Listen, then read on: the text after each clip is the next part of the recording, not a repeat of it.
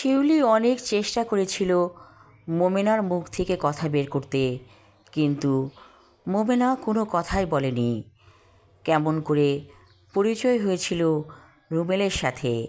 শেষমেশ বাধ্য হয়েছিল বিথি মোমেনাকে বের করে দিতে। মোমেনা বিথির দুপা জড়িয়ে ধরে বলেছিল, আমাকে আপনি বাঁচান, এই অসময়ে আমাকে বের করবেন না, আগে বাচ্চাটা ভূমিষ্ঠ হোক, তারপর চলে যাব। বিথির মন গলে গিয়েছিল। একদিকে সে স্বামীহারা, তারপর যদি মানুষের সাথে অন্যায় করে তাহলে তো তার অনেক পাপ হবে, যার কারণে মোমেনাকে রেখে দিয়েছিল ওর বাসাতেই। একদিন ছোট্ট শিশুটি এলো পৃথিবীতে। বাচ্চাটির মুখের দিকে তাকিয়ে চমকে উঠেছিল বিথি। এ যেন রোমেলের কার্বন কপি।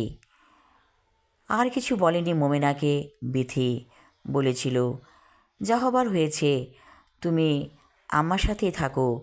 রুমেল মারা গিয়েছে, সে তো প্রতিনিধি রেখে গেছে, আমি আর কিছু চাই না। মোমেনা বলেছিল, আমি আপনার সমস্ত কাজ করে দিব, কিন্তু এই বাচ্চাকে মানুষ করবেন আপনি। বিথি কথা রেখেছিল। বাচ্চাটির নাম হৃদয়।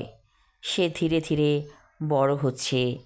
বিথিকে সে মা হিসেবেই মেনে নিয়েছে। আর মোমেনা এ বাসার কাজের বুয়া, এ কথাই জানে হৃদয়। একদিন মোমেনা রাতের অন্ধকারে কোথায় যেন চলে গেল, কোনো কথা না বলে।